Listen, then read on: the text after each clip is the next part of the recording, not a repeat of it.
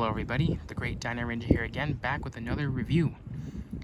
We're going to be continuing on with all the things I got for my birthday, and we are now moving on to the Safari Ltd dinosaurs that I've got. And we're going to start off with the Safari Ltd Stygimoloch. So, you know, Stygimoloch, I really do enjoy that dinosaur, because I really enjoyed it in Jurassic World Fallen Kingdom. And it's just a really cool looking, you know, pachycephalosaur with a, you know, a medium-sized dome head and just large spikes sticking out of its head. It's a really cool, you know, silhouette for a dinosaur.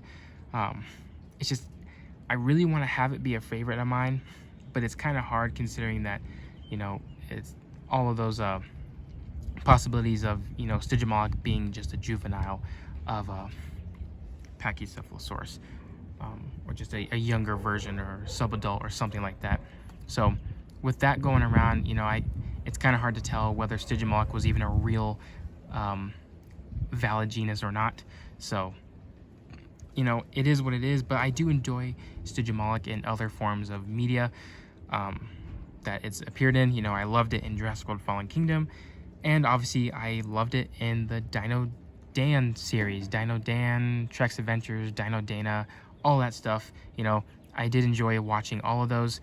I still do, you know, because it's nice seeing all those really cool looking dinosaur designs. And I think it's really cool how Safari has made figures of certain dinosaurs based off of that show, you know, at least in terms of the colors and whatnot. So taking a look at the full body shot here of the Stygimoloch, it looks really nice. This one's obviously based off of the Dino Dana one, or Dino Dan, whatever you want to call it, because of the colors and I think a little bit of the sculpt. So I know a lot of those dinosaurs, at least in the later times, like in the Dino Dana time, you know, these their dinosaur models are a bit more accurate than they were in the first Dino Dan series. So this Stygimoloch might just be accurate enough, because I don't really see anything, you know, that's not entirely accurate. Maybe the arrangement of the spikes could be a bit different, but other than that, I don't really see anything too inaccurate. So that's pretty good. Obviously the colors are very reminiscent to the Stygimoloch seen throughout the Dino Dan series, and with the nice red and the lighter pinkish polka dots on it, kind of like the pattern of a giraffe. So that looks really nice. Yeah, red really works well for a Stygimoloch. I don't know why. Like a red or a brown or an orangish brown or any like those warm colors work really well for a Stygimoloch, in my opinion. And I think it's really cool. We don't get a whole lot of models of Stygimoloch, at least scientifically accurate dinosaur representations. You know, because it's possibly, you know, not even a real dinosaur in the first place. Yeah, you know, there's that. So I really am happy to finally have, or not really finally, but just nice to have another Stygimoloch in my collection. That's on my model side, not on the Jurassic World side. But anyways, enough rambling. Let's take a closer look at the figure. Let's start off with a cool looking head. Now looking at the head is definitely based off of the newer Stygimoloch design seen in the Dino Dana series, which is probably a bit more accurate to the fossil record, probably, based on the skull. And it looks really nice though. I like the amount of scales all over the face. As you can see, the beak is present there, at least when it's painted. You can see a little bit of teeth here at the inside of the mouth. It's kind of hard to see. You got a little bit of teeth there, which is really cool.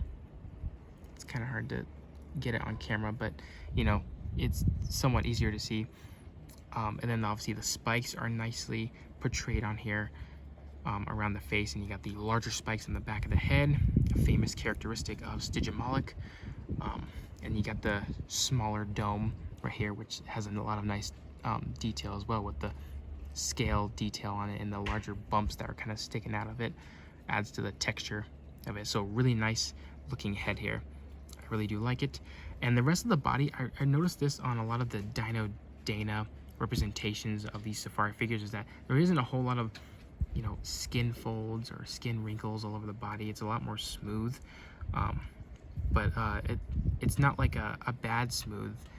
It looks really nice. You know, it kind of makes it a bit more of a simple model, But you know, it looks good either way. I like it when they have a lot of, you know, detail on it as well. But yeah, I think it looks good regardless. You got a little bit of some folds here around the neck, the bottom area, and then throughout the entire body, it's just covered in like these nicely arranged sculpted scales, you know, that are larger here at the top part of the body, and they kind of shrink and get smaller towards the lower parts, which is really nicely done. The sculpt work, the detail is really nice on this Stygimoloch. I really do like it a lot. The forearms are nicely sculpted as well. I like that. And then here towards the body right here, you got some more skin wrinkles. So that looks really nice as well. It says Stygimoloch 2021. And here on the other side, you know, it's in like this walking pose. So I like how you can see the muscles or the skin stretch over here, which looks really nice. So just a nice, fine, simple detail on the Stygimoloch, but it gets the job done. So I really do like that. The legs are really skinny and bird-like, so I like that a lot. Nice sculpt work on the feet right there. So yeah, really bird-like. There is no dew claw. I'm not sure how accurate that is. I don't know if Stygimoloch had, or Pachycephalosaurus had a dew claw or not. So I'll have to look back at the other models I brought with me for comparison, because that might not be entirely accurate for that not to have it. But we'll go ahead and see. Yeah, sculpt work, really nice detail on this Stygimoloch. Now colors, like I said, I really do like the colors. I like the red, the pink spots on it. You got like this beige color for the beak and all the spikes, and a nice brown for the dome, so it kind of separates it from the spikes. You know, makes the head stand out.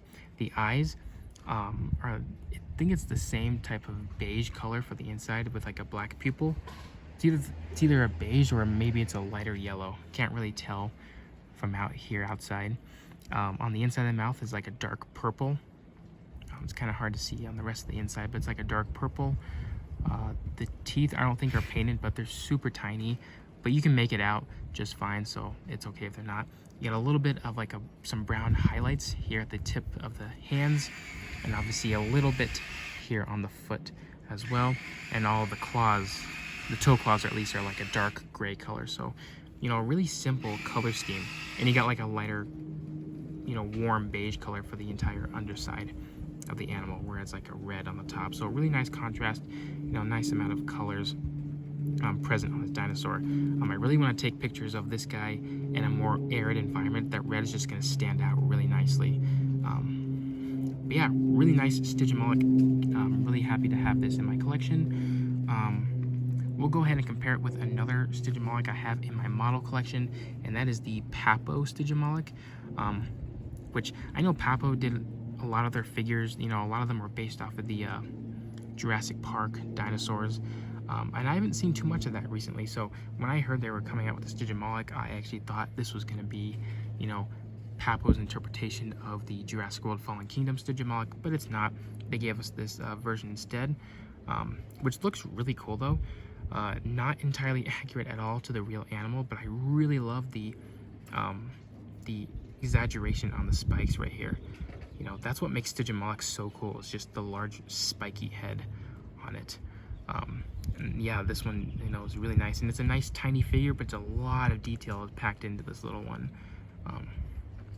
So really cool, and I like the pose and everything. So really nice, you know, Stygimoloch. And as you can see, you know, these are the only two model Stygimolochs I have in my collection, and yeah, they're really different, really different.